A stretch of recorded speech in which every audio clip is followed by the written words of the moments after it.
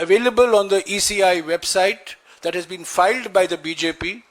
He's used a high-level programming language called R, and he will now disclose some sensational details of the accounts of the BJP, which shows the complete hypocrisy of the BJP, which is engaged in tax terrorism. ये कर आतंकवाद है और कुछ नहीं है, और ये कर आतंकवाद का शब्द पहली बार बीजेपी के नेता अरुण जेटली ने पार्लियामेंट में इस्तेमाल किया था। और ये कर आतंकवाद के हमले जो हो रहे हैं, जो टैक्स टेररिज्म अटैक हो रहा है कांग्रेस पार्टी पर, उसका जवाब बीजेपी की भाषा में ही आज हमारे कोषाध्यक्ष देंगे। अजय माकन जी। धन्यवाद जयराम जी। साथियों, आप सब लोगों का बहुत बहुत स्वागत है। आज की ये प्रेस वार्ता हम लोग मुख्यतः दो भागों में इसको बांटेंगे। सबसे पहले तो किस तरीके से, सबसे पहले साथियों मैं आपको बताना चाहूंगा, ये मेरे हाथ में रिप्रेजेंटेशन ऑफ पीपल्स एक्ट है, और रिप्रेजेंटेशन ऑफ पीपल्स एक्ट में सेक्शन 29C ये हर पॉलिटिकल पार्टी के ट्रेजरर को बताता है कि हर पॉलिटिकल पार्टी को किस फॉर्मेट के अंदर जो डोनेशंस उसको आई हैं वो डोनेशंस को इलेक्शन कमीशन को और इनकम टैक्स को देना होता है, सेक्शन 29C।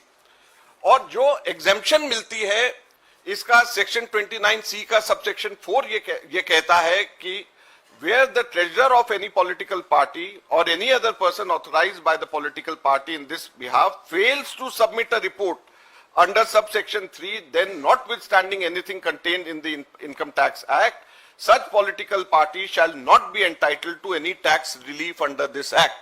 तो कोई भी exemption लेने के लिए इस जो प्रिस्क्राइब फॉर्मेट इसके अंदर है, उस प्रिस्क्राइब फॉर्मेट में अगर कोई भी वायलेशन होती है, जो ट्रेजरर अगर उसको करता है तो उसको एग्जेम्पशन उसकी विड्रॉ हो जाती है। और इसके अंदर जो सेक्शन 29C के अंदर जो परफॉर्मा है, ये परफॉर्मा फॉर्म नंबर 24A है। ये दोनों की दोनों चीजें 29C और परफॉर्मा जो फॉर्म 24A है, ये हमने बैकग्राउंड नोट सर्कुलेट किया है, आप लोगों के फोन में अभी तक के आ गया होगा, उसमें दोनों की दोनों चीजें हैं। तो आप लोग अगर इस पे भी ध्यान देंगे तो वो आपको मिल जाएगा, उसमें कोई आपको चिंता करने की बात नहीं है। इसके अंदर जो मुख्य बहुत बेसिक चीजें मांगी गई हैं कि कोई पॉलिटिकल पार्टी बताए कि किससे उसको डोनेशन, नाम बताए कि किसने उसको डोनेशन दिया, और उसका एड्रेस बताए कि किसने उसका डोनेशन दिया, और अमाउंट बताए कितना डोनेशन दिया, और ये बताए कि चेक में दिया, आरटीजीएस में दिया, और 20,000 से ऊपर जिन लोगों ने डोनेशन दिया है उसका इसमें जिक्र करना होता है। और जो वो इनकम टैक्स डिपार्टमेंट को और इलेक्शन कमीशन को जो पॉलिटिकल पार्टी देती है, वो पॉलिटिकल पार्टी जो देती है इलेक्शन कमीशन उसको अपने वेबसाइट पे डालती है। हम लोगों ने पिछले 2 साल में इलेक्शन कमीशन ने जो वेबसाइट में डाला, और जो 2017-18 जिसके ऊपर, जिसके आधार पे हमारे 135 करोड़ रुपए बैंक अकाउंट से छीन करके ले गए, हमने वो दोनों सिर्फ एनालिसिस करी।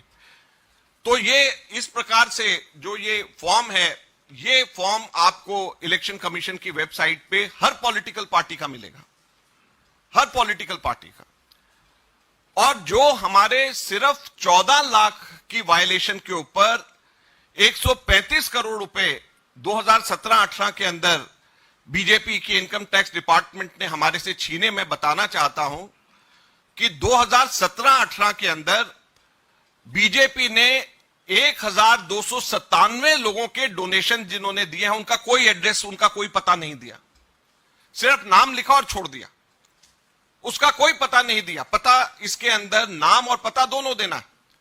और कुल कितनी राशि? 42 करोड़ रुपए की राशि, 42 करोड़ के लोग की राशि के बारे में कोई अता पता नहीं है कि वो आदमी जो है कहां रहता है, क्या पाकिस्तान में रहता है, क्या किस जगह पे हमारे देश में रहता है, उसका एड्रेस क्या है, और ये क्लियर वायलेशन है। इनकम टैक्स ने ये 42 करोड़ की वायलेशन पे तो आंख पे पट्टी लगा ली, और मात्र 14 लाख रुपए के हमारे केवल 23 लोगों ने, जो भी हमारे मेंबर ऑफ पार्लियामेंट थे, हमारे एमएलए थे, केवल 23 लोगों ने जो पैसे हमारे कैश में डिपॉजिट कराए, बाद में हमने उनके नाम सब, पैन नंबर सब उनका बताया, उसके बेसिस के ऊपर हमारे 135 करोड़ छीन करके ले गए। लेकिन जो 42 करोड़ रुपए, 42 करोड़ रुपीस जो बीजेपी ने, जिसका पता भी नहीं बताया, उनके बारे में एकदम चुप बैठे हुए, कुछ भी नहीं किया।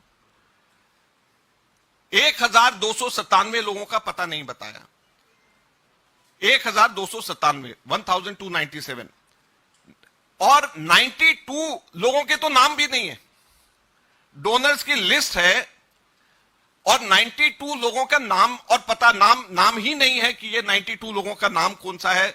अजय माकन है, जयराम रमेश है, अजय कुमार है, वो नाम भी नहीं उन्होंने उसके अंदर लिखा। 92 लोगों का